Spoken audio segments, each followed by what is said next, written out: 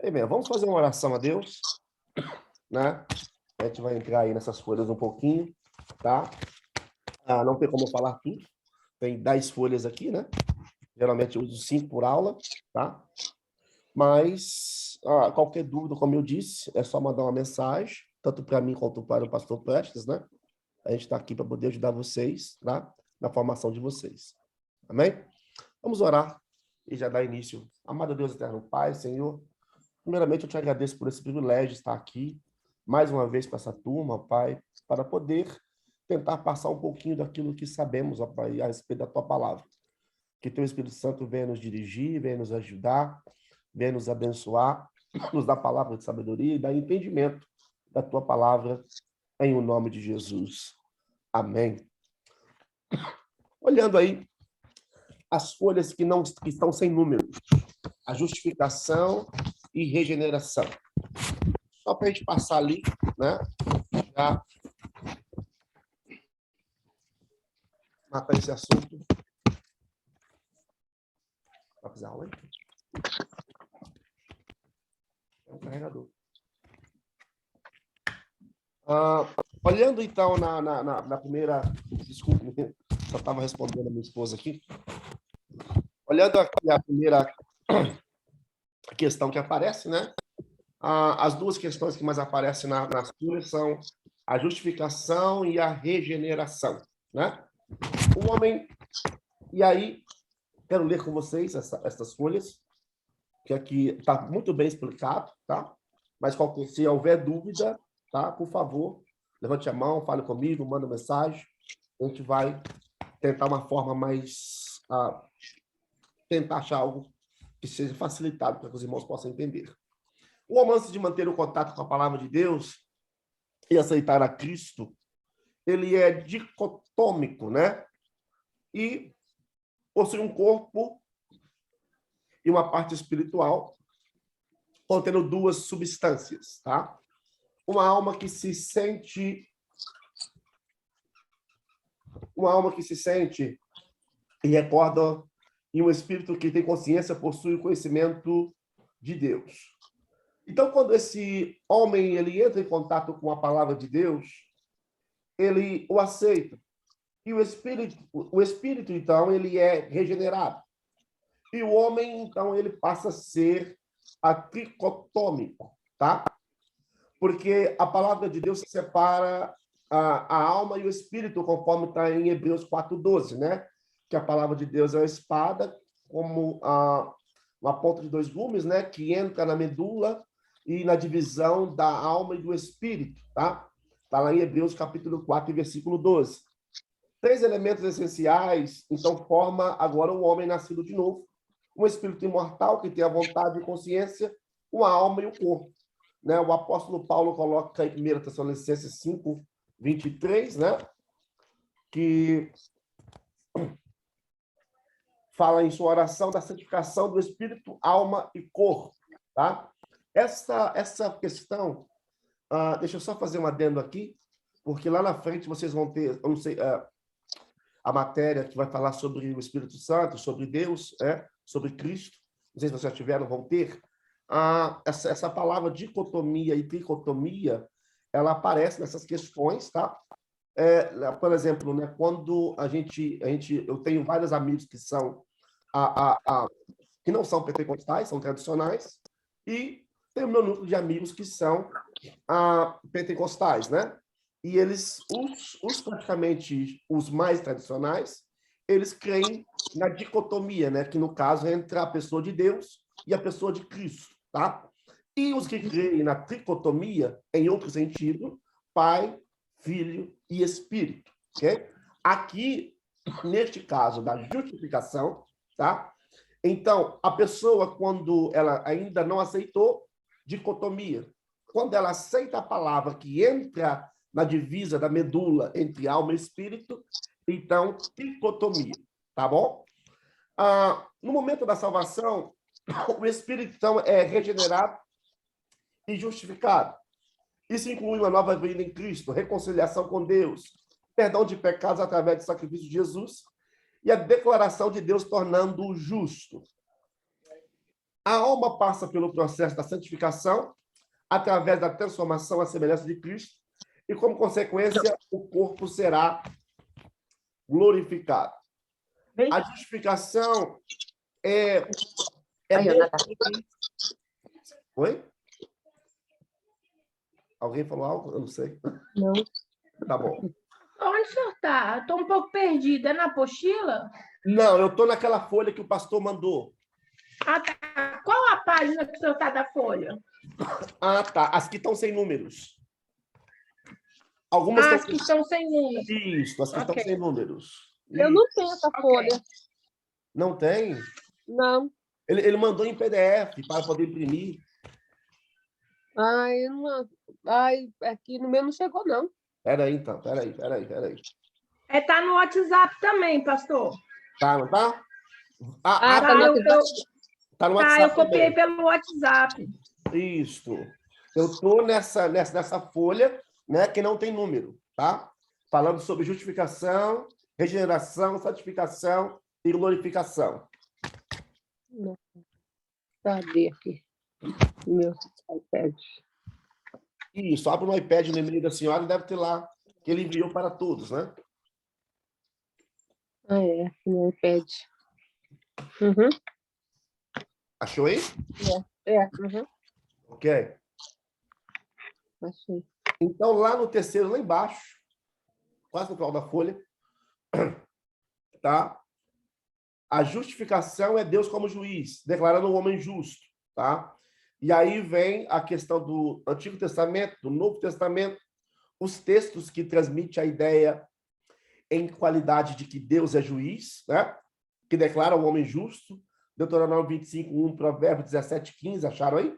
Lá na penúltima linha da primeira folha, tá? Isaías 55:3, Salmos 143:2. O termo do Novo Testamento, né? Que tem aí também o mesmo significado. Olhando a segunda folha de vocês sobre esse assunto, nós encontramos, então, que praticamente é declarar, isto é, declarar justo, né? Romanos 3:20 ao 28, depois 4:5 ao 7, Gálatas capítulo 2 e versículo 16. Se me permitam, né? Vamos olhar ao menos 2 textos desses, para a gente não passar assim, sem dar uma conferida, né? Nos textos bíblicos. Se você tem a sua Bíblia no celular, ou no iPad, ou na sua mão em papel, fique à vontade. Gálatas 2:16 e 3:11.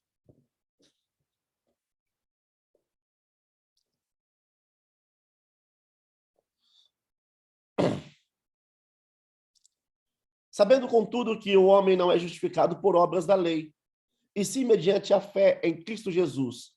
Também temos crido em Cristo Jesus para que fôssemos justificados pela fé em Cristo, e não por obras da lei. Por obras da lei, ninguém será justificado. Creio eu, acho que eu já falei nas aulas passadas, vou repetir mais uma vez com vocês aqui, para que fique bem frisado, né? As obras, né? Ela é o nosso dever. As obras, ela não nos salva. Ela é nossa obrigação como cristão. Na verdade, se nós observarmos, nós cristãos, né? Nós tomamos de goleada de um católico, né? De alguém que segue outras seitas, porque eles trabalham muito bem na questão das obras. Nós, os cristãos, né? Temos alguns, não digo assim 100%, temos dificuldade na questão das obras. E quando alguns conseguem cumprir, fazer as obras, muitos acham que já estão justificados ou de que está all set, né? Tá? Pronto, acabou o assunto. Fiz a minha parte, fiz a obra. E, na verdade, Paulo nos relata que as obras, ela é praticamente a nossa obrigação. E no capítulo 3, no versículo 11,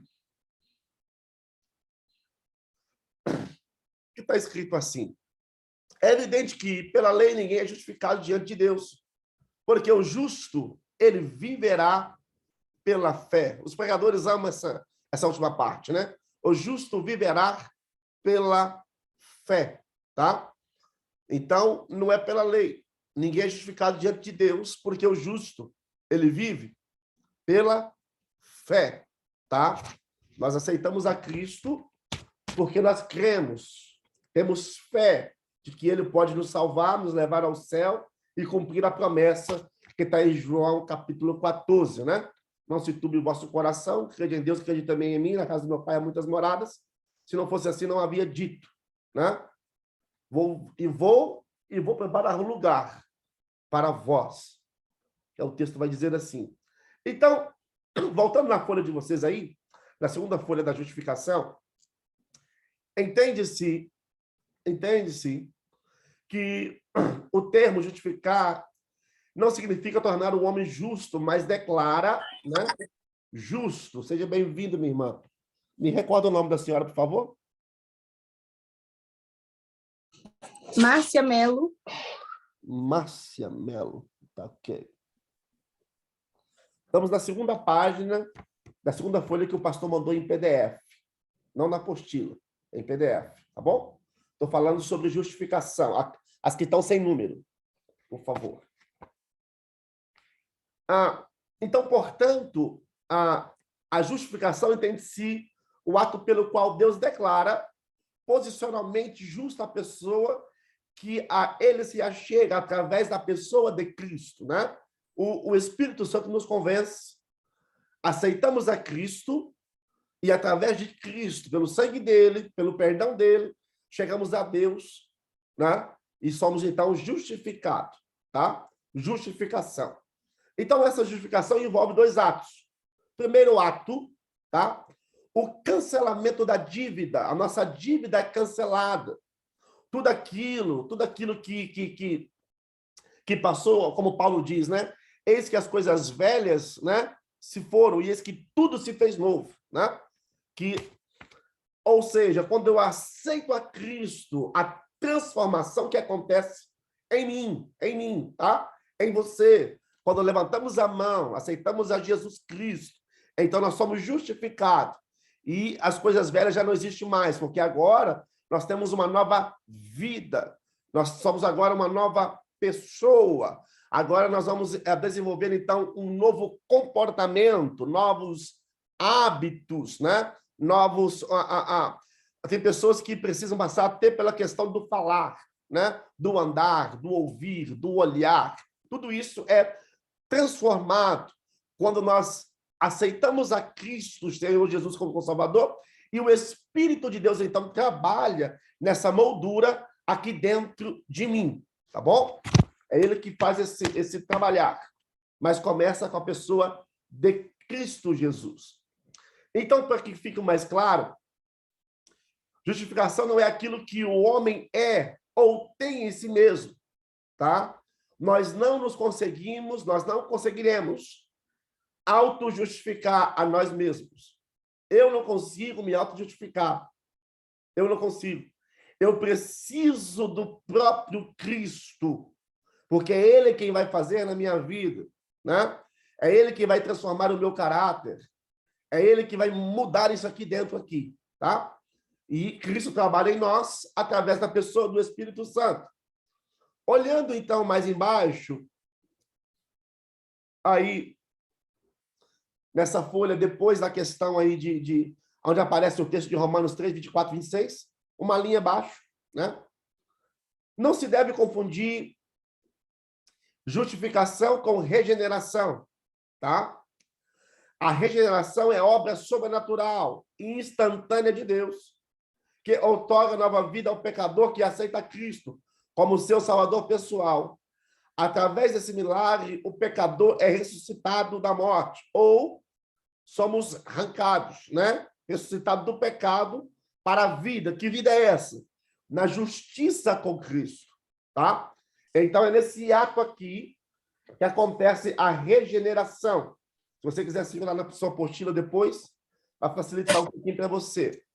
Esta nova vida é a natureza divina que passa a habitar no crente. Mediante ao poder de quem? Do Espírito Santo de Deus.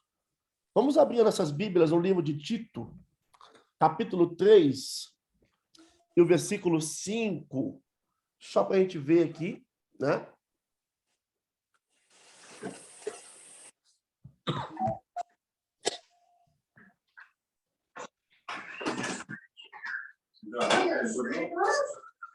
Já que eu Diz assim o texto, então. Eu estou usando Almeida Revista Atualizada. Então, gente, eu não sei qual versão vocês estão usando, porque talvez a minha versão ela dá um pouquinho de diferença da de vocês, né? Não por obras de justiça praticadas por nós, mas segundo sua misericórdia, ele nos salvou mediante o lavar regenerador e renovador do Espírito Santo. No versículo 6, que ele derramou sobre nós ricamente, por meio de quem? Jesus Cristo, o nosso Salvador. Ok? Tá aí esse texto, e o outro texto que aparece é João, capítulo 1, verso 12 e 13. Acho que todo mundo conhece esse texto, mas vamos ler, para que fique aí, né?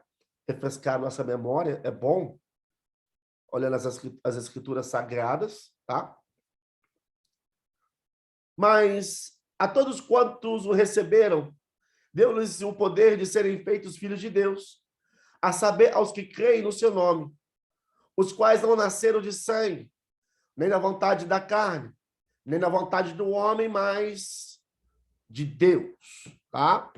Então, aí acontece a regeneração, né? Sem essa miraculosa transformação espiritual, o pecador arrependido, ele permanecia morto, tá? Na sua natureza pecaminosa, incapaz de conhecer a um Deus, né? Num relacionamento pessoal, tá? Deus, ele tem esse interesse em se relacionar conosco. Efésios 2:1 nos diz assim: ele vos deu vida, estando vós mortos nos vossos deleitos e pecados, nos quais andastes outrora segundo o curso deste mundo, segundo o príncipe da potestade do ar, do espírito que agora atua nos filhos da desobediência. Romanos 8:7. Né? Deixa eu só ler para vocês aqui. E nós já vamos caminhando para o próximo ponto. Por isso, o pendor da carne é inimizade contra Deus, pois não está sujeito à lei de Deus, nem mesmo pode estar. No último parágrafo desta folha de vocês, eu não sei se todos vocês leram essa folha, tiveram o tempo, né? Eu sei que todo mundo corre demais, essa terra, todo mundo trabalha muito. Mas aqui fala sobre a glorificação, né? Será a salvação da presença do pecado em nossa vida. É na glorificação. O Salvador viverá o corpo físico. Então, o corpo agora vai ser glorificado. Estaremos ressuscitados. E aí nós estaremos no céu, né? Como o Paulo falou sobre essa questão, né? Em 2 Coríntios, capítulo 15, 1 Coríntios, capítulo 15, não me fala a memória, né? Aonde ele vai dizer, não sei se fui vivo, se fui morto, não sei se foi arrebatado, de uma coisa eu sei, eu estive lá, né? Que ele vai dizer, e nessa subida, então, os mortos, né? Nós sabemos que os mortos vão ser ressuscitados, tá? E os que estiverem vivos, né? Se encontrarão com os mortos, no meio do caminho. E os que estão vivos, o seu corpo vai ser transformado para um corpo incorruptível, tá? E nós encontraremos com ele nas nuvens. E ali, ao esse encontro, todos nós, não sei se, né, todos creem nessa questão, né, mas é bíblico, né? Nós vamos encontrar com ele, ele vai nos levar ao céu. Chegando lá, cessa-se toda dor, todo choro, né? Tudo vai cessar na nossa vida. E ali, todos vão estar 100% sarados. 100% sarados, tá? Que, no caso, vai ser a redenção no nosso corpo, tá? É o que a Bíblia vai dizer. E aí embaixo tem vários textos, né? Romanos 13:11, 2 Coríntios 5:2-4, Filipenses 2:12, Hebreus 9:2, né? E depois, no nosso corpo, ainda Romanos 8:23, que eu já estou no Romanos capítulo 8. Deixa eu só pegar o versículo 23 aqui com vocês. Que diz assim, Romanos 8:23. E não somente ela, mas também nós, que temos as primícias do Espírito, igualmente gememos em nosso íntimo, aguardando a adoção de filhos, a redenção do nosso corpo, né? A Bíblia nos comprova que o nosso corpo vai passar pela redenção. A última folha dessa questão, porque o assunto está bem claro, então fica um pouquinho mais fácil da gente entender. Em resumo, então, podemos dizer que a salvação, obra da graça de Deus viva na experiência humana, ela tem 3 tempos: no passado, justificação; no presente, santificação; e no futuro, glorificação, tá? Se você quiser marcar isso aí, para você grifar isso aí com você, para você não esquecer isso mais, tá? E ter isso com você sempre em mente, sempre em mente. Então, nós passamos por 3 tempos. Vou repetir. Na última folha, que está sem número de página, né? Deus, visto na experiência humana. Então, tem 3 tempos. No passado, justificação; no presente, santificação; no futuro, a glorificação, aonde seremos arrebatados com ele e estaremos com ele.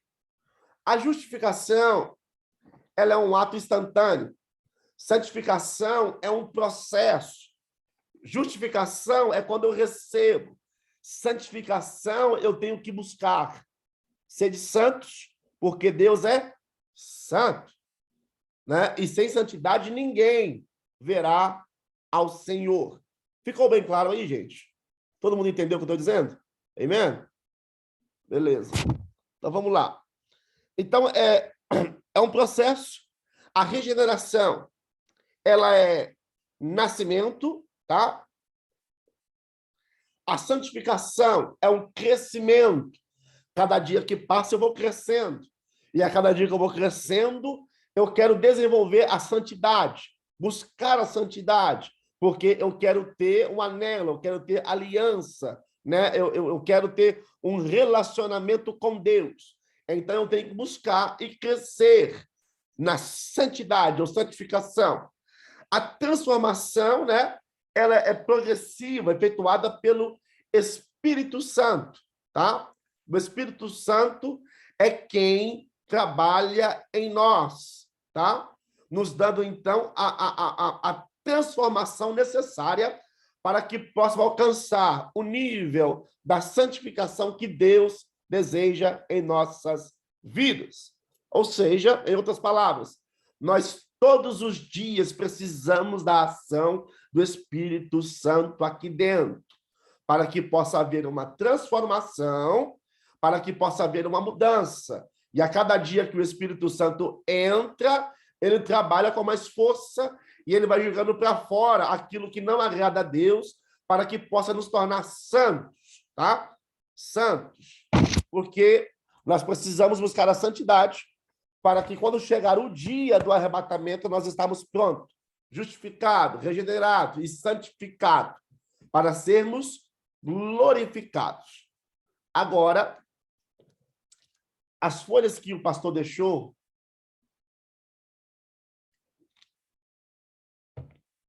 eu peço perdão pela minha voz, né? Hoje já é a 4ª vez que eu ministro, gente. Domingo 2 vezes, segunda-feira eu dou aula toda segunda-feira, né? Eu dou aula de 2h30 toda segunda, porque eu sou professor eu tenho um seminário na igreja, né? Eu tomo conta dele. Então, eu dou aula toda segunda-feira, de 7h30 às 10. E aí, hoje, com vocês, e amanhã eu volto dar aula, né? E domingo, volto a pregar de novo. Então, por isso que minha voz está um pouquinho rouca, e eu peço perdão por isso, tá? Mas vai dar certo em nome de Jesus. Agora, uma questão que eu praticamente pedi ao pastor para colocar aqui para a gente, né? Para a gente poder ver, né? E deixar gravado para vocês também, é sobre o pecado de apostasia. Né? Eu não sei se vocês já pararam para pensar, quando vocês leram o artigo, né? Ou quando vocês abriram aí as folhas que ele mandou, né? Na verdade, a apostasia, a idolatria, né? Tudo aí embutido aí, né? Eu quero mostrar para vocês aqui, primeiro, antes de nós entrarmos nas folhas, que aqui, me escute um pouquinho, tá? Deixa eu falar 1, 2, 3, 4, 5 coisas fora da folha de vocês. E aí nós vamos para as folhas, porque as folhas são perguntas e respostas, né? Já praticamente está tudo pronto. E aqui nós vamos ver essa questão, né? Que aí, na folha enumerada de vocês, aparece a pergunta 1, 2, 3 e 4, na página 3, né? A primeira página, se você ver lá embaixo, é o número 3, tá? E nós vamos do 3 até ao 8.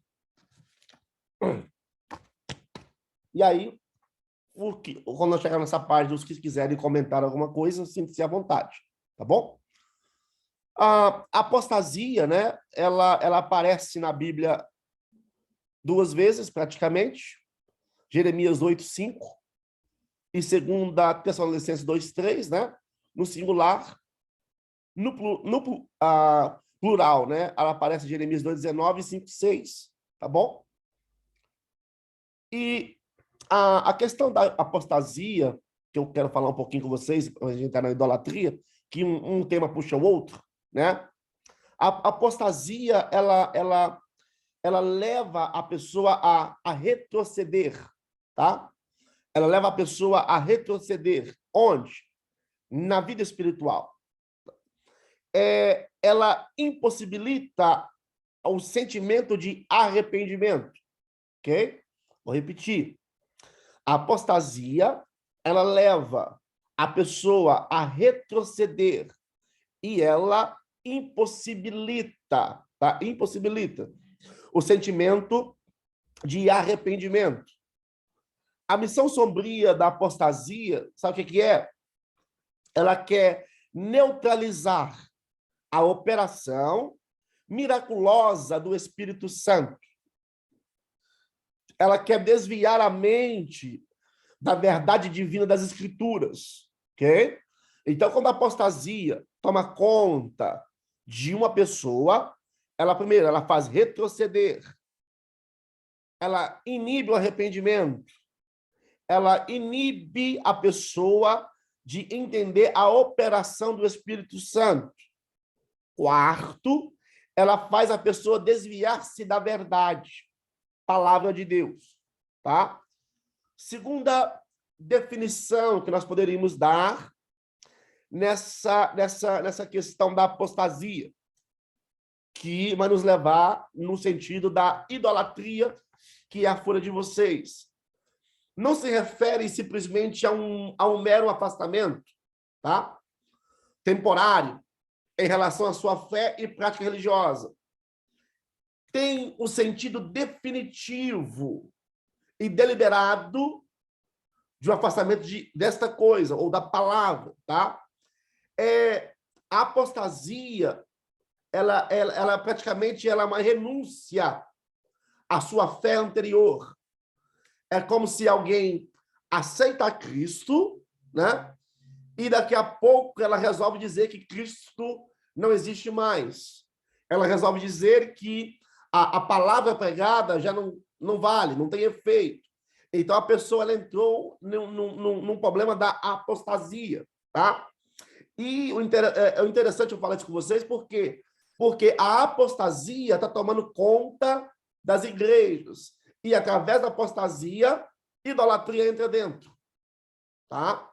Então, uma pessoa que foi tomada e entrou no pecado da apostasia, ela renuncia à sua fé, dessa doutrina, né? E ela pode manifestar-se abertamente ou de modo oculto. Ok? Lá, deixa eu só ver o texto aqui, conferir. Então, a gente tem que tomar cuidado, porque tem pessoas que elas não falam abertamente que elas se apostataram da fé. Elas agem no oculto, né? Olha lá para você ver, 2 de Pedro. Se você pode abrir a sua Bíblia, capítulo 2 e versículo 1.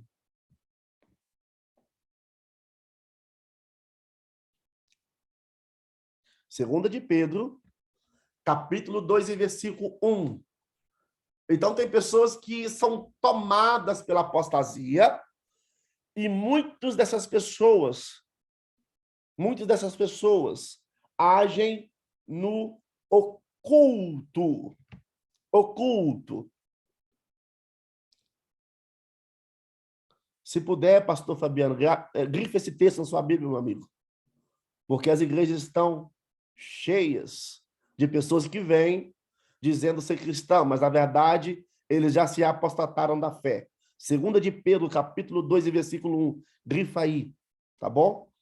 Assim como no meio do povo surgiram falsos profetas, assim também haverá entre vós falsos mestres, os quais induzirão dissimuladamente heresias destruidoras, até o ponto de renegarem o soberano Senhor, que os resgatou, trazendo sobre si mesmo repentina destruição. Olha o que Pedro está falando, tá? As pessoas vêm, né? Vêm de mansinho, vêm quieto, né? Vêm sem fazer barulho, tá? E a maioria, tá? Hoje em dia, quando estão dentro de uma igreja, eles trabalham de modo oculto, tá?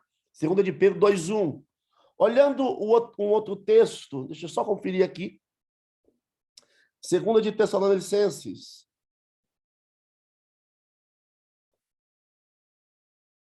2:3. 2 de Tessalonicenses, capítulo 2, versículo 3. O perigo da apostasia, o perigo dos falsos mestres, porque esses vão colocar a idolatria dentro da igreja.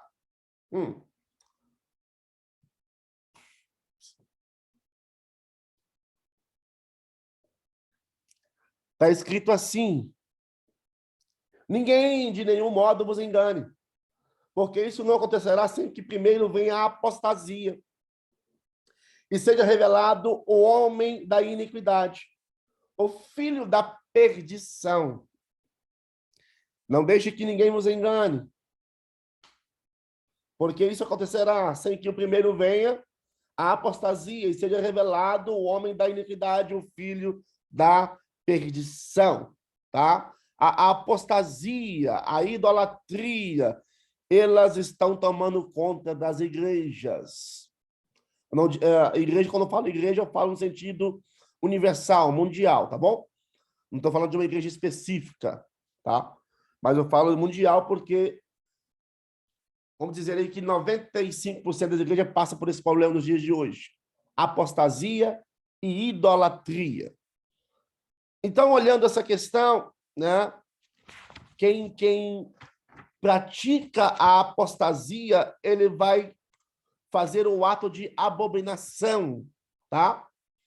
E aí eu quero colocar para vocês 3 aspectos da apostasia, que não está na apostila de vocês e nem está nessa folha aqui, pelo que eu me recorde.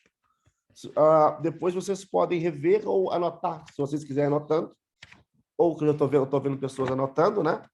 Ou você pode, né? Depois, eu estou indo bem devagar, vai pausadamente, e vai anotando que você vai ter todo esse conteúdo com você. Ou me manda um text message e a gente dá um jeito de te enviar, tá bom?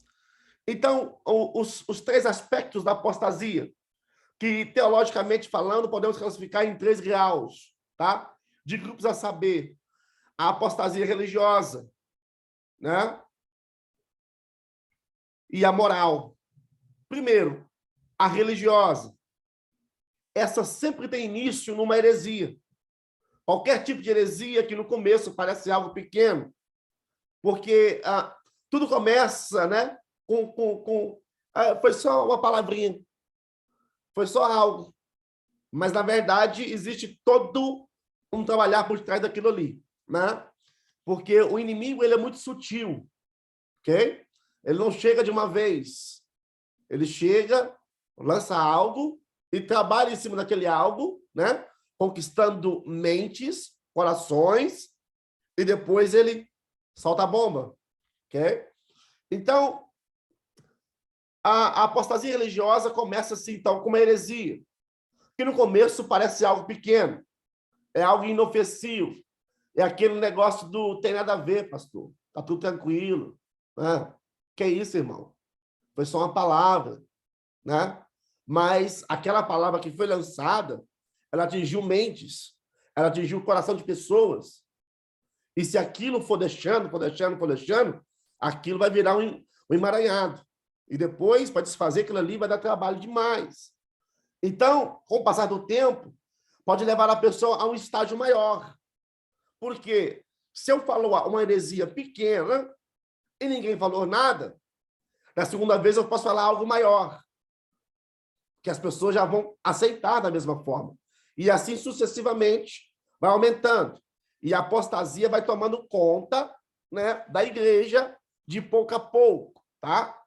Então, nesse primeiro estágio, ela entra encobertamente, tá? A heresia ou a pessoa que age no modo oculto, ela não vai chegar no púlpito, praticamente, às vezes, e fazer abertamente. Ela vai de pouco a pouco, pessoa por pessoa, até ela conquistar a confiança e solta a bomba, né? Te falo por experiência própria, porque eu vou fazer agora, eu fiz agora em maio, dia 15 de maio, eu fiz 7 anos de pastorado. 7 anos que eu tomo conta de uma igreja, tá? Eu tô te dizendo para você o que eu vivi dentro da igreja, tá? Com obreiros, ok? Só não vou citar nomes, mas obreiros, que soltou uma palavra aqui, uma palavra ali, e um belo dia na escola dominical, soltou a bomba. A sorte que eu estava sentado assistindo a escola dominical e eu tive que parar o negócio, tá? Então, tudo começa no pouco a pouco, né? Naquele burburinho, no cochicho do ouvido, né? Porque tem pessoas que não têm a coragem de fazer abertamente. Eles agem no oculto. Por quê? Porque ele quer ganhar a massa para depois ele soltar e você não tem como fazer nada. Por quê? Porque a igreja já se contaminou com a apostasia ou a heresia que foi lançada. Tá bom? Então, ela entra encobertamente no seio cristão como heresia de perdição. A princípio, parece inofensiva, mas logo em seguida apresenta sua face sombria e destruidora, tá? Porque quando alguém trabalha nesse sentido, a ideia é, eu vou lançar de pouco a pouco, mas uma hora eu destruo tudo. Eu acabo com tudo. Já passei por isso, pessoalmente, tá? Por isso que eu estou dizendo para você. Já passei pessoalmente. E eu sei muito bem como que funciona essa questão. Segunda hipótese, né? Ou segundo estágio, que no caso é a moral. A apostasia moral tem a sua origem em determinadas influências demoníacas, tá? Que tanto gregos como judeus criam na existência a influência dos demônios sobre comportamento humano, ok? Então, eles creem nessa questão. A terceira, para a gente poder entrar na folha de vocês, né, que eu quero saltar para lá. Só ver aqui isso. Que é a questão da apostasia oficializada. O escritor da Epístola aos Hebreus afirma que o sistema de apostasia, pouco a pouco, pode ser oficializado. Tá? Hebreus, anota aí para você ler, 6:6. Hebreus 6:6. 6, né? Lá fica um pouquinho mais claro de que a apostasia ela pode ser oficializada. O conceito do escritor nesta passagem é que a apostasia leva a pessoa a retroceder na vida espiritual e impossibilita o sentimento de arrependimento. E aí, a quarta questão é a apostasia imposta, tá? Imposta. E essa é interessante, eu quero ler com você, para você entender que não está na sua apostila e não está nas folhas. Então, eu quero deixar isso com você, é um adendo que eu estou fazendo, junto com o pastor Prestes, né? Adicionando material para vocês terem mais material na mão de vocês. Apostasia imposta. Nesta fase final da apostasia, a imposição é feita através do próprio Estado, com a autorização de um líder. Uma grande parte dos moradores da terra que viver nos dias do anticristo, eles serão forçados a se tornar apostata, até mesmo contra a sua vontade. Já viu lá no Oriente Médio, lá, né? Eles têm a religião deles. E se alguém é contra a religião deles, morre. O anticristo também vai fazer praticamente a mesma coisa. Ou você se apostata da fé, abandona a fé, ou já era. Vai perder, né? Agora, olhando aí as folhas de vocês, né? Que vocês têm na mão, que é a folha 3.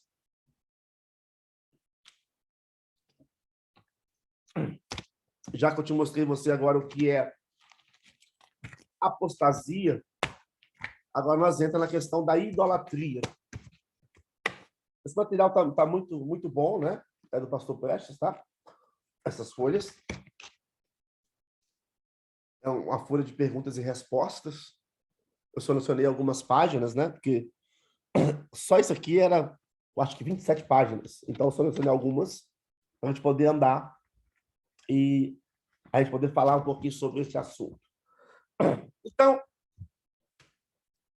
o que é realmente a idolatria? E por que devemos ter conhecimento deste presente tema? A resposta está aí. Antes de tudo, devemos entender o que é verdadeiro.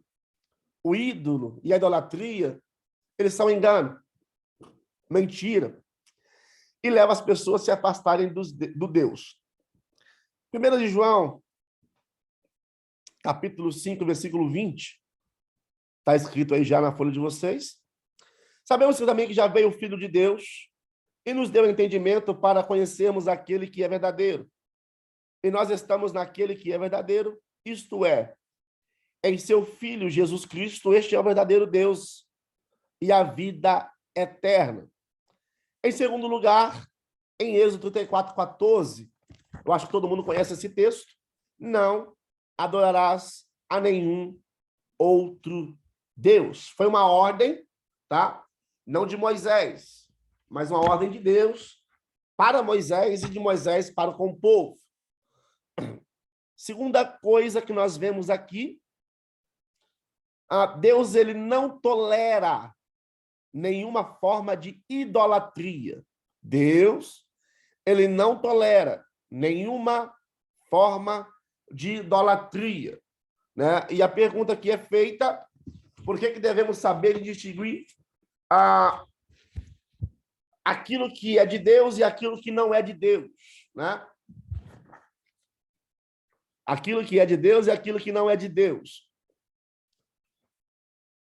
A resposta aqui está colocada, nós como igreja de Cristo, fomos chamados para sermos separados do mundo. Quando Deus nos convidou, né, ele nos separou. O maior problema de Israel, um dos maiores problemas de Israel é o quê? Idolatria. Idolatria. Né? Se você reparar, todo esse tempo que o povo ficou no Egito, que eles ficaram ali preso assim, né? Porque lembre-se isso aqui, antes de eu continuar.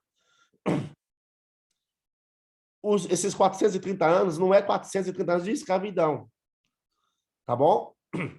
Lembra o tempo de José, lembra o tempo de Jacó, né? Estava ali na terra, depois da morte do faraó, da época de José, que começa-se, então, o processo da escravidão, tá bom?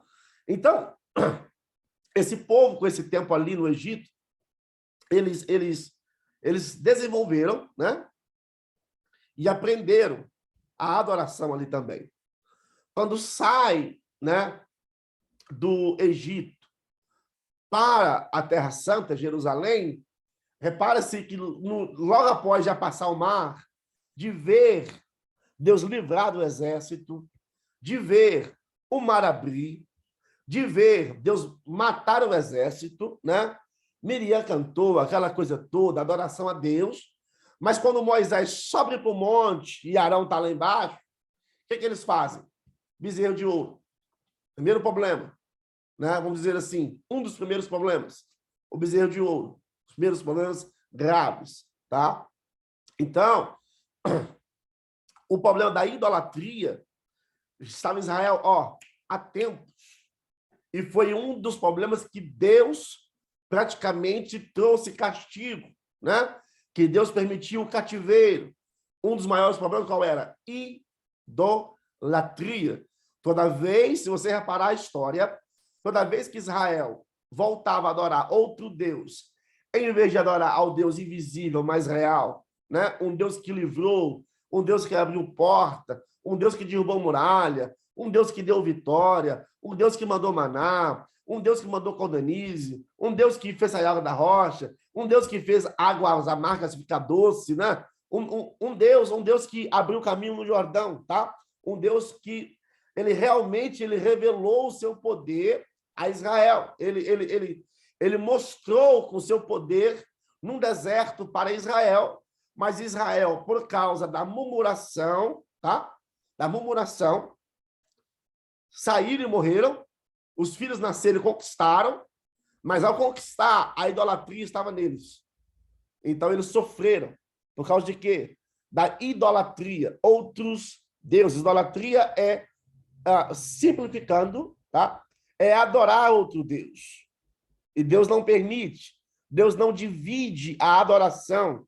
Deus não aceita dividir a sua glória, né? Eu fico abismado quando alguém vai pregar a palavra e se sente gloriado porque foi bem sucedido. Deus não divide glória com ninguém, com ninguém. Não tem pregador, não tem pastor, não tem professor, não tem aluno, não tem ninguém no âmbito, né, cristão que Deus divide a glória. A glória é dele e para ele, e ponto.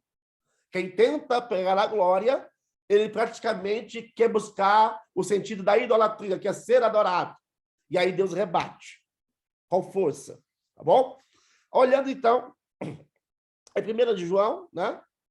5,19, sabemos que somos de Deus. E o que no mundo inteiro jaz no maligno. Está na página 3 de vocês da Folha, tá bom? Olhando aí, ainda, o que é idolatria? Idolatria é culto prestado a ídolos, adoração de ídolos, amor excessivo a algo ou alguém, né? Tem pessoas que provavelmente a gente deve falar um pouquinho aqui mais na frente. Deixa eu adiantar um pouquinho, que eu não sei se vai dar tempo. Tem pessoas que têm eles idolatram, né? Idolatram muitas coisas. Até mesmo pessoas. Tem avós e pais que idolatram filhos, netos, né? Que colocam no lugar de Deus, tá? Então, idolatria, amor excessivo a algo ou alguém.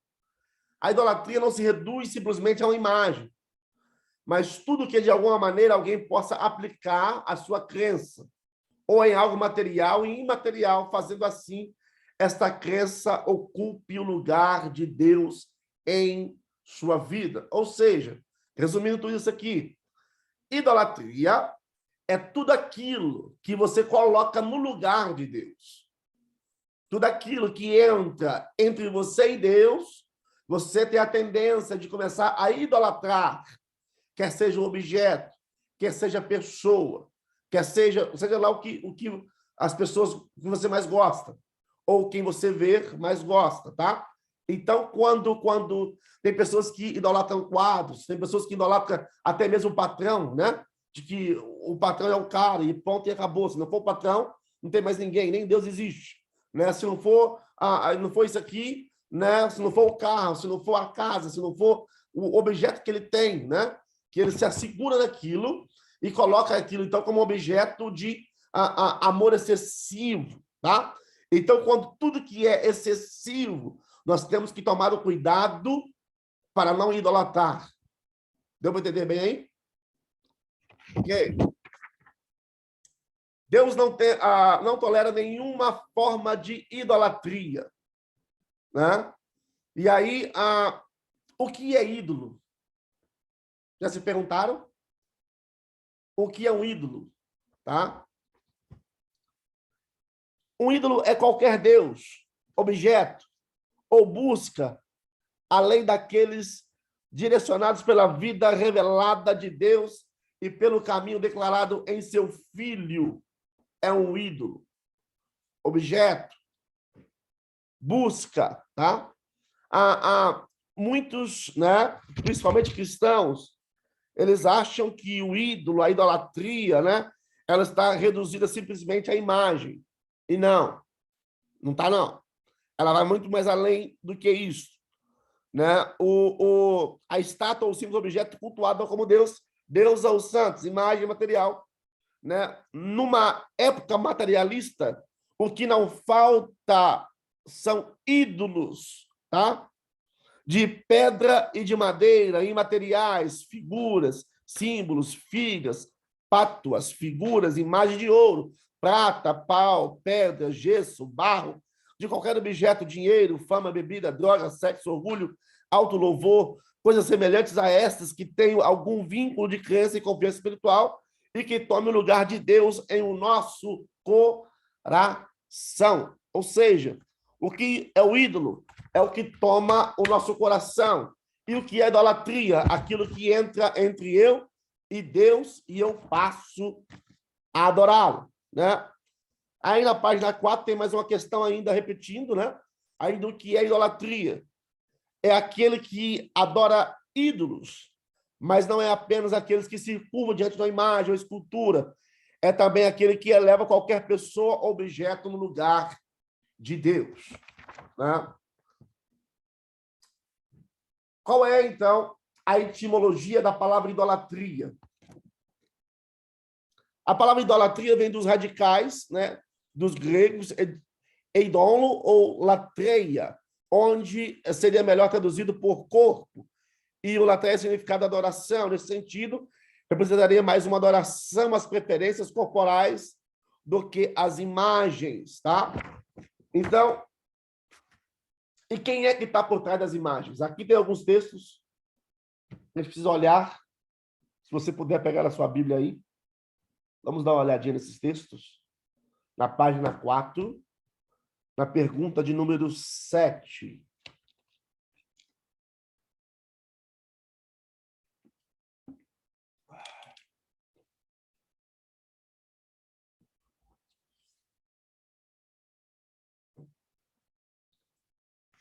Vamos nos textos de Isaías 14, que está os dois juntos. Eu dizer que acho que vocês conhecem mais, né? Não sei se você vai gostar dos dois.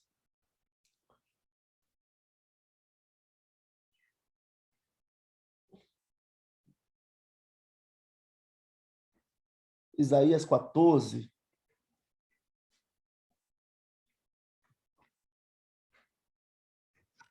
Então, quem está por detrás dos ídolos?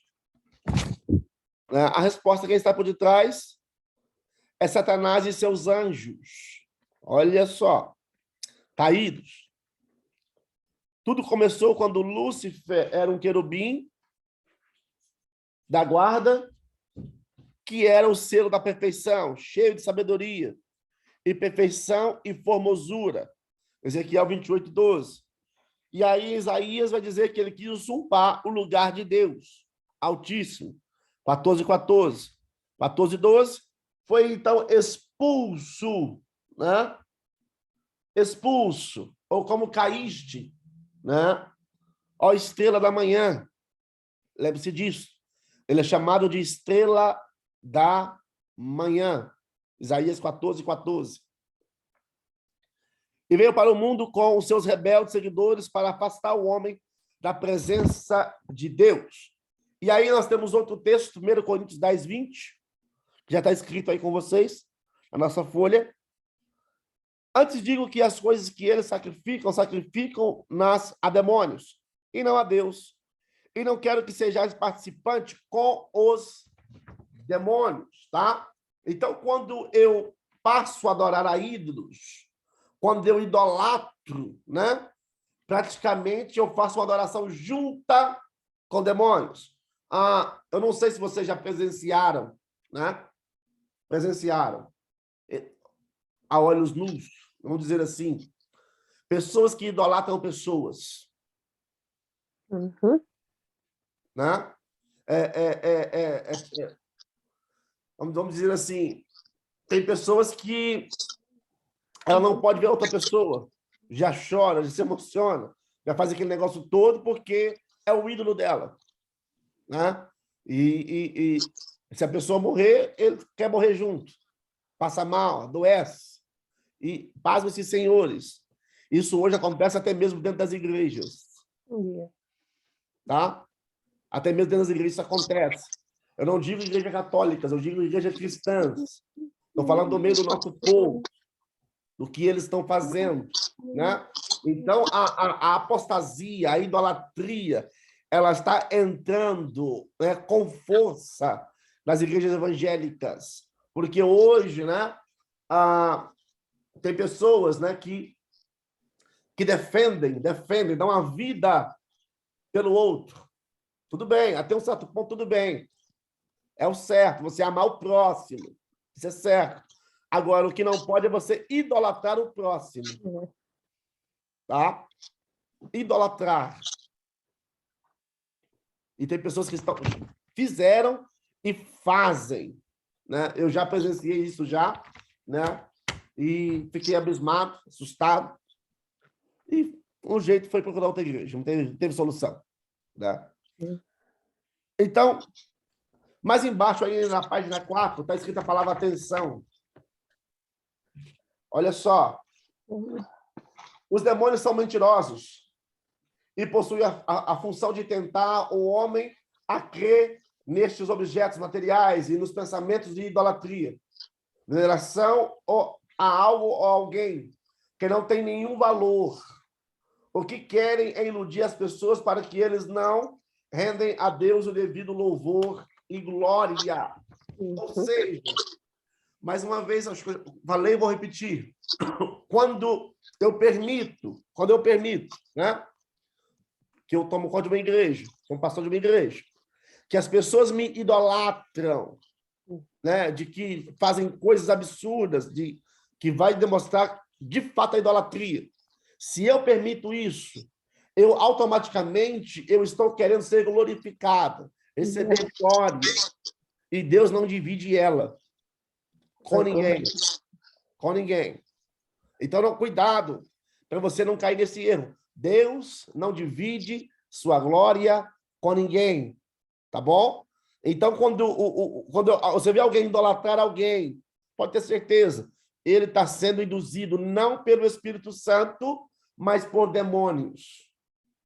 É uma verdade dura, mas é uma verdade, tá? Vou repetir. Quando a pessoa idolatra alguém, dentro da igreja, até mesmo um pastor, seja ele quem for, ele não está sendo induzido pelo Espírito, mas por demônios que mentem. Ok? E isso, o que acontece? Isso inibe a pessoa, né, de se render a Deus toda a honra e toda a glória. Ela desvia e joga no homem. Número 8. Como surgiu a idolatria? Ah.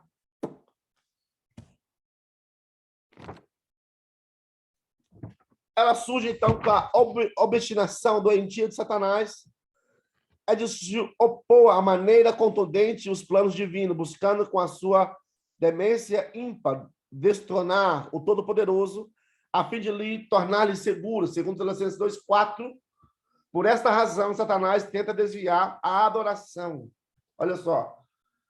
Por esta razão, Satanás tenta desviar a adoração. Por acaso, acho que todos vocês sabem, porque o pastor já ensinou com vocês já há quase 2 anos, né? Vocês estão com eles, junto com ele aprendendo. Você sabe, né, que tudo que Lúcifer, ou Satanás, queria era estar acima de Deus, né? Vou subir, colocar o meu trono mais alto, né? E vou receber, então, toda a adoração do céu sobre a minha vida. E Deus pega e lança para baixo. Então, fique atento. Toda vez que você vê alguém adorar alguém, número 1, não é induzido pelo Espírito. Número 2, Deus não reparte nada com ninguém. Número 3, as consequências são trágicas. Trágicas, tá? Trágicas. Eu já vi acontecer, né? E são duras. Como diz o ditado, Deus joga pesado. Essa questão. Olhando na página 5, na pergunta de número 10,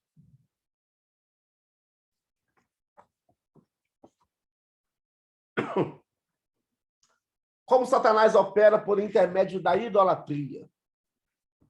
Olha aí, que interessante isso aqui. Ele opera como o pai da mentira. Ele age por intermédio da inversão de valores, tá? Inversão de valores. Repare-se que na primeira aula que eu acho que eu falei com vocês sobre a queda de Adão, ele só inverteu a palavra para que Eva comesse o fruto e convencesse Adão de comer o fruto. Tudo que foi criado por Deus é bom e possui um propósito determinado. O que é bom é subvertido por ele e pode, inclusive, ser usado como uma camuflagem. Aí entra o ídolos e a idolatria, enganando a muitos, tá? 2 Coríntios 11, 14 e 15. É não de admirar, porquanto o próprio Satanás se disfarça de anjo de luz. Não é muito, pois que também os seus ministros se disfarcem em ministros da justiça, ao fim os quais serão conforme as suas obras. Suas obras. 2 Coríntios 11, 3, ainda no mesmo capítulo.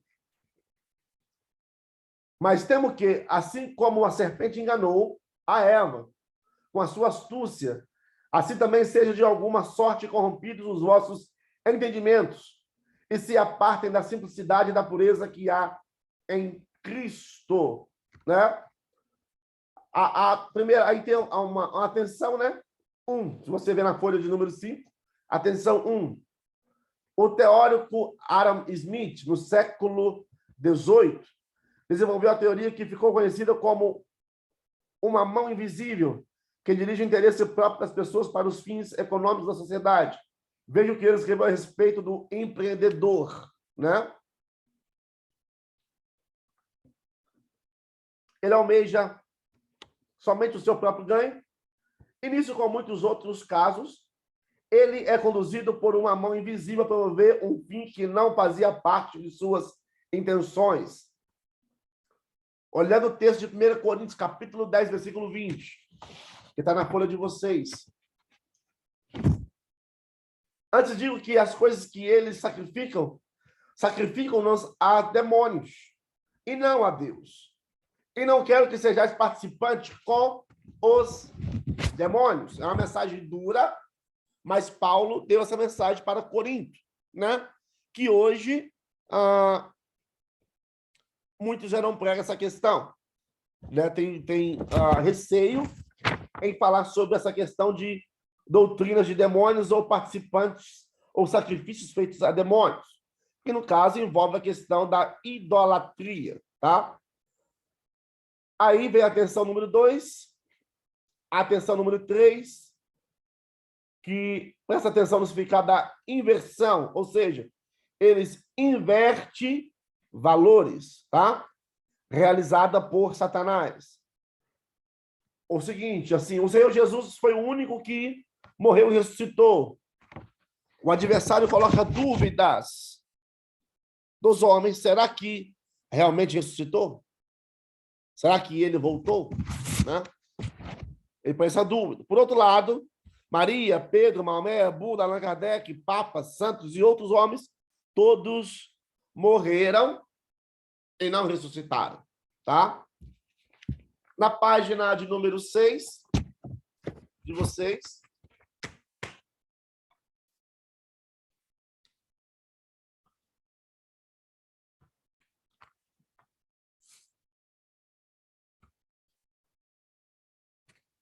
nós temos aí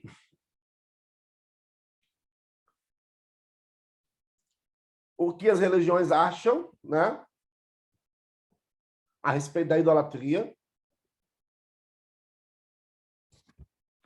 E aí ele começa com a palavra de Jesus, né? O mundo jaz no maligno. Né? O mundo jaz no maligno. Tá? Nós sabemos, então, que a religião nenhuma leva o homem a Deus. O único que pode conduzir o homem a Deus é Jesus Cristo. João 14, 6. Eu sou o caminho, a verdade e a vida. E ninguém vai ao Pai senão por mim. É um dos textos mais bonitos, né? Todo mundo gosta. Né? E João descreve esse texto. Olhando mais embaixo aí, que eu preciso já entrar nos slides, para terminar os slides com vocês. Eu não terminei semana passada porque eu tive problema com o computador, tive que trocar o computador antes da aula, confusão danada, peço perdão. Mas hoje está dando certo, graças a Deus. Né? Qual o poder do ídolo? O ídolo em si não é coisa alguma. Os ídolos deles são prata, ouro, obras de mãos, né? Não tem boca, não ouve, não fala, não anda, não reage, não fazem nada, tá? Eles são surdos, né? Eu posso também citar com vocês a questão de Elias lá no Monte Carmelo. Quantos lembram dessa questão? Elias no Monte Carmelo, quando chama os profetas de Asterote e os profetas de Baal para um duelo, né? E dizer assim, o Deus que responder, este é o Senhor. E aí, né, nós sabemos que os profetas de Asterote se cortam junto com o de Baal, né, tentando derramar sangue sobre aquela questão lá, e a resposta não vem. E Elias até pergunta para eles, né, cadê o Deus de vocês? Foi passear? Está dormindo? Não respondem, não fala nada. E aí Elias, então, repara o altar, quando chega a sua vez, coloca a lenha, sacrifica o cordeiro e clama a Deus, né? Porque naquele instante antes ali, todo o povo já tinha voltado para Deus, dizendo que só o Senhor é Deus, né, de Israel. E o fogo, então, desce, consome o altar, leve toda a água, e o Deus de Elias responde, né? E aí fica provado para nós de que os ídolos, né, não veem, não ouvem, não andam, não cheiram, não têm mãos, não apalpam, né? Eles não têm som e nada sai da sua boca, garganta.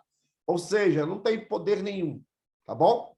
E aí fica bem claro de que o Senhor é o nosso Deus. Ele nos ouve, ele anda conosco, tá?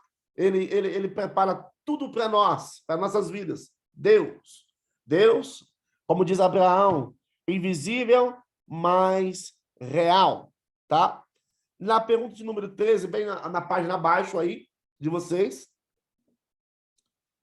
o remido em Cristo deve temer o ídolo? E aí vem a resposta, claro que não. Primeiramente, o ídolo em si só, ele não é coisa alguma. Ele não é nada. Nós devemos temer a Deus. Deus. Né? Isso sim, porque Deus exige de nós santidade. E tem muita gente sem temor, né? Que se apresenta de qualquer forma a Deus. Em relação aos demônios que estão por detrás dos ídolos aí, que realmente não devemos temer, pois o nome de Jesus, lembra lá de Marcos capítulo 16, o último capítulo, né?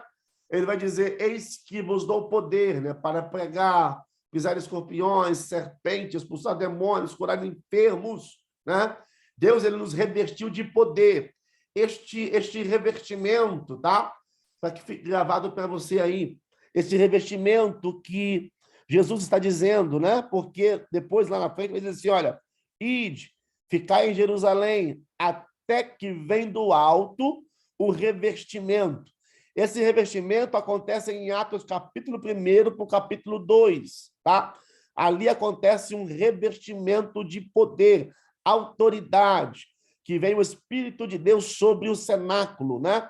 Ali havia praticamente 120 pessoas que estavam orando e buscando a Deus, inclusive Maria, né? Quando eu preguei essa mensagem, um tempo atrás, uma pessoa católica veio aceitar Jesus sem fazer apelo, porque eu expliquei que se Maria fosse tão poderosa, porque ela estava buscando a face de Deus, né? E aí ela estava buscando, então, revestimento, tá?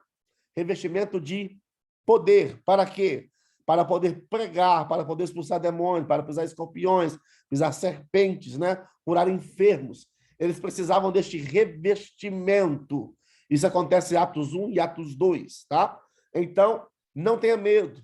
Ele te revestiu, ele te deu autoridade, você é coberto e lavado no sangue do Cordeiro, você é marcado, você, como diz Paulo em Coríntios, você é carta selada pelo Espírito Santo, tá? Destinada ao céu e não ao inferno. Amém? Olhando aí, então, não tema o ídolo. Você tem Deus, né? E aí, por que não temo? Porque maior é o que está em vós do que aquele que está no mundo. Ele é maior. Na página 7 de vocês, porque Deus abomina os ídolos. Deus abomina os ídolos, quaisquer que sejam, pois a palavra do Senhor é bem enfática. Quanto a isso, o Filho do Homem, estes homens deram lugar nos seus corações, a seus ídolos, e puseram o tropeço da sua maldade diante da sua face. Levou de alguma maneira a ser interrogado por eles. Ezequiel 14, 3. Quem segue, né? Quem segue estes ídolos mortos não pode esperar obter conhecimento de Deus vivo.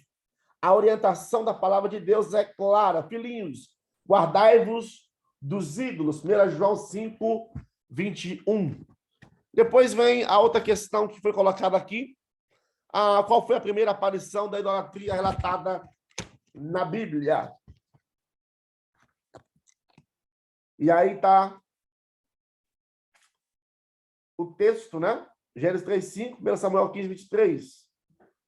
O pecado do homem original foi a primeira aparição da idolatria na Bíblia e na história da humanidade.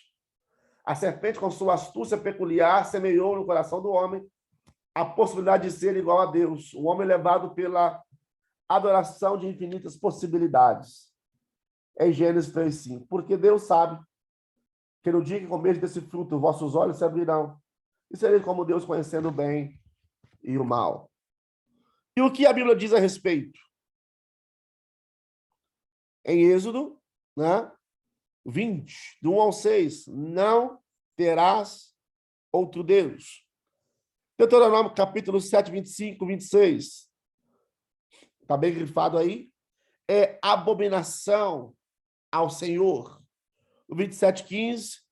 Maldito o homem que comete tal abominação. Depois vem Isaías 42:8 e 44:15. Eu sou o Senhor. Este é meu nome, a minha glória. Pois ao trem não darei nem o meu louvor às imagens da escultura ídolos. 44:15. Então serve ao homem para queimar e tomar deles, e se aquenta e os acende, e coze o pão, também faz um Deus. E se prostra diante dele, também fabrica a imagem de escultura e ajoelha diante dela. O nosso vai ficar a folha de número 8, né? Se você observar aí. Tem inúmeros textos.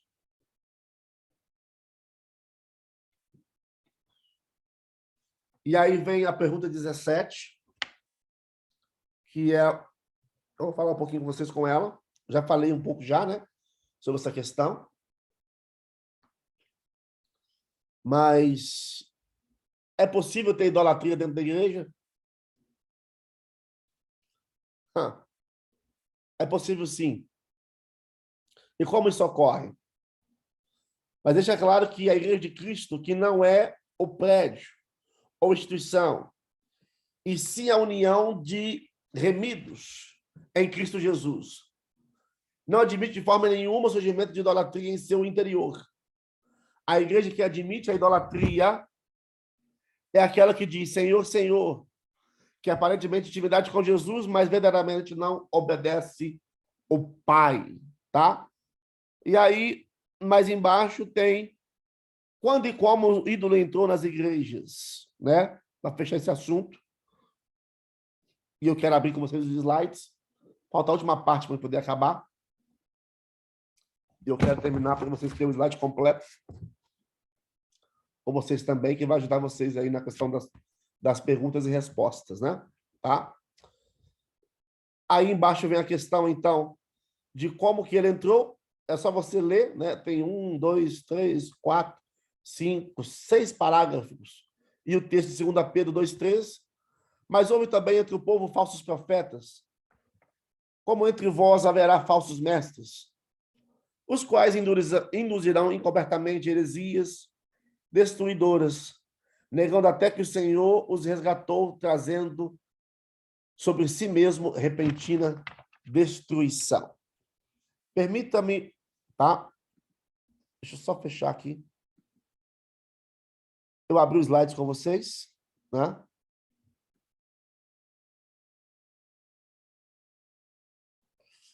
E aí nós já vamos já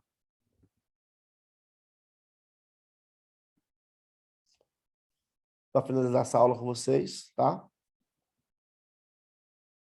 Deixa eu compartilhar minha tela.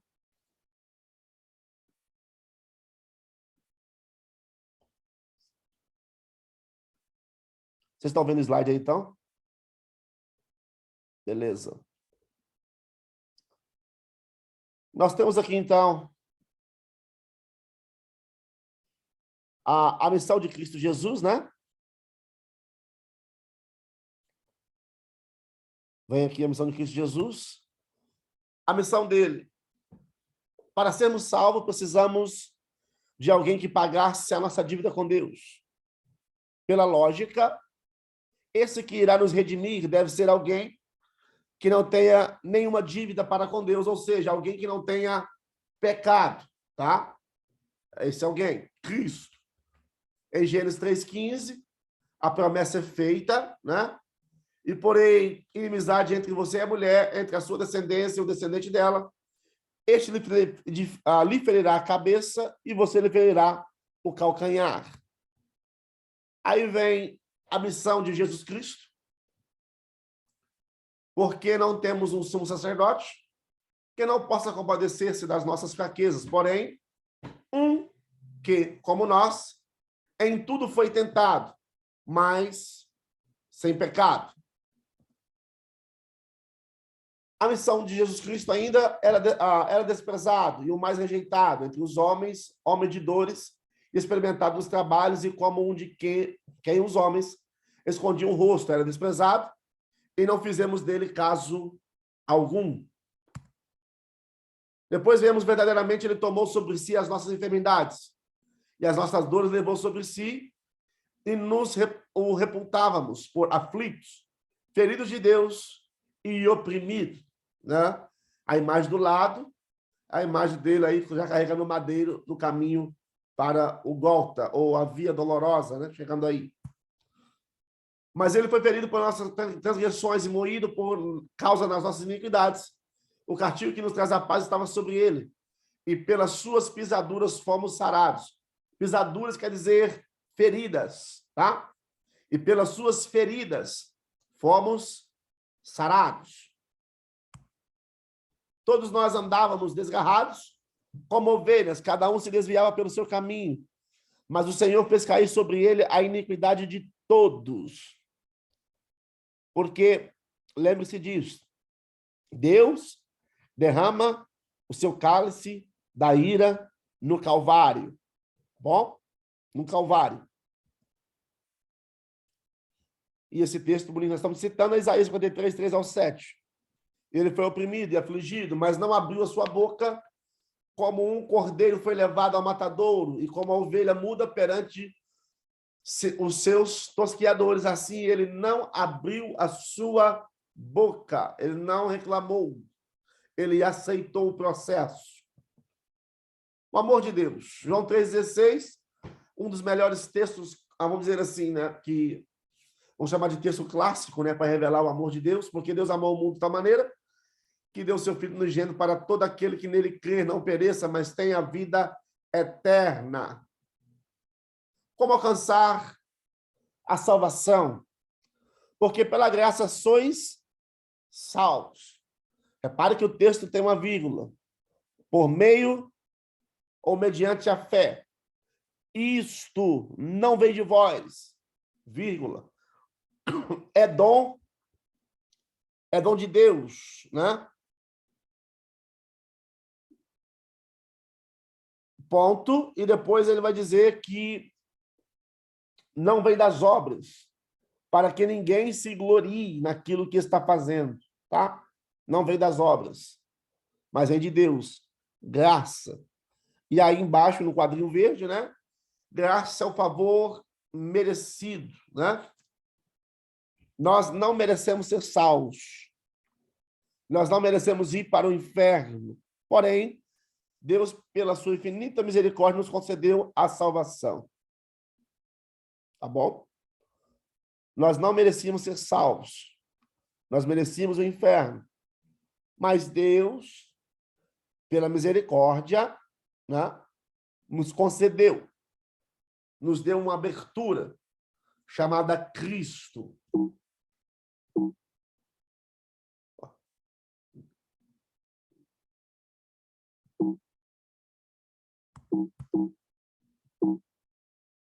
Peraí que travou aqui.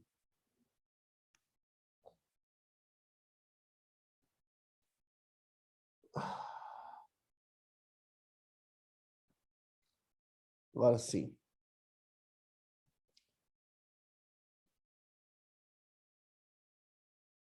Aí em Romanos 10, 9, se você confessar com sua boca que Jesus é Senhor, e crer em seu coração que Deus o ressuscitou dentre os mortos, será salvo.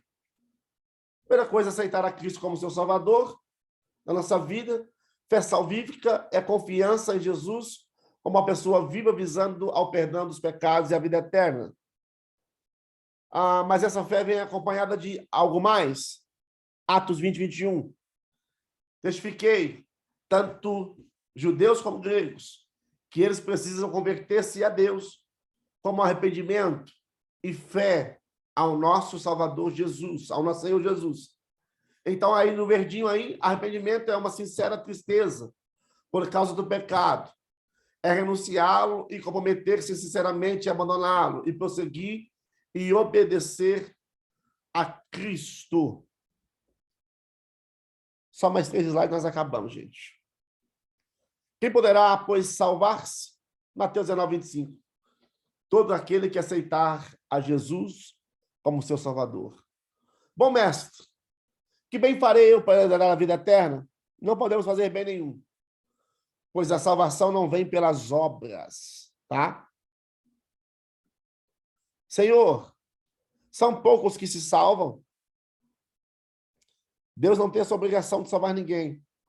A salvação é um ato da graça, amor, favor, imerecido. Nós não merecíamos, mas ele nos deu, tá? O que é necessário que eu faça para me salvar? Crer no Senhor Jesus e será salvo, tu e tua casa. Conclusão. Em termos de pecado, há uma grande diferença entre o ímpio e o homem perdoado, o crente. Como crente, pode acontecer algum desastre espiritual, enquanto que o ímpio é um desastre em si mesmo, procurando onde acontecer.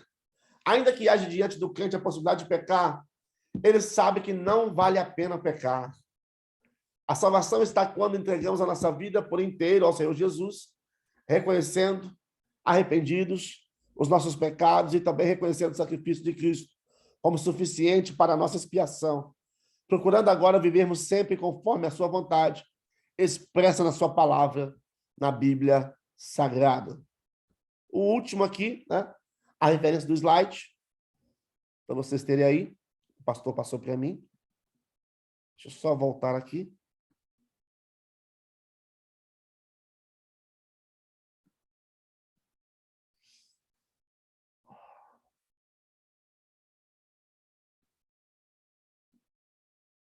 Eita.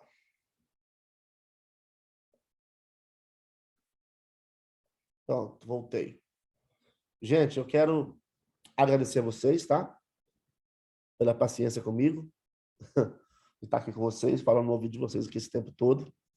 Espero que eu pude passar alguma coisa para vocês a respeito dessa matéria, vocês poderem ter aprendido comigo alguma coisa, tá? Se houve alguma falha, eu peço perdão a todos vocês aí.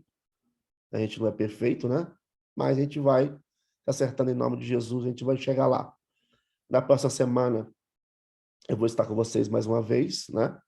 Na próxima matéria, que é a administração eclesiástica, né?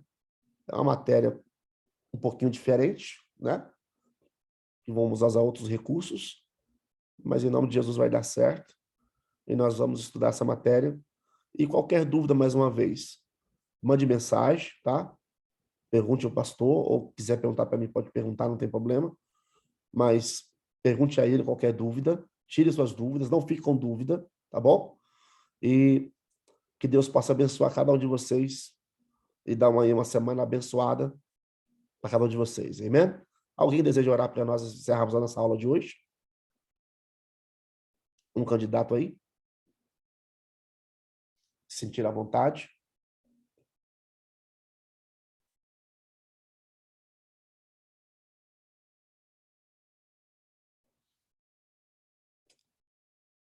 Pastor, você ora por nós, pastor Fabiano?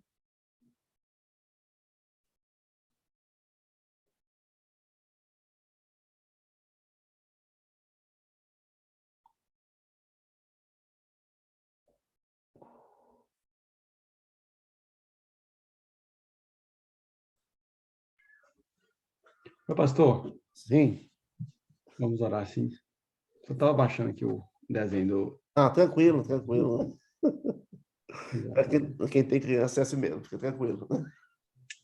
Senhor, meu Deus, meu Pai, queremos ser grato ao Senhor, Pai Deus, por essa oportunidade de poder participar de mais uma aula, meu Pai Deus. Como aprendemos, meu Pai Deus, tenho certeza que cada um de nós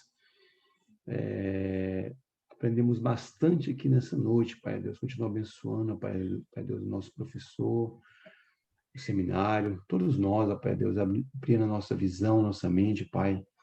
Que possamos continuar aprendendo, Pai Deus, para que possamos, Pai Deus, estar ensinando outras pessoas a poder conhecer mais, Pai Deus, e aprofundar da Tua doce palavra, Pai. Te agradecemos, Senhor, por tudo, Pai Deus, nos dá para cada um de nós, Pai Deus, um restante, né, também de noite, Pai Deus, de descanso.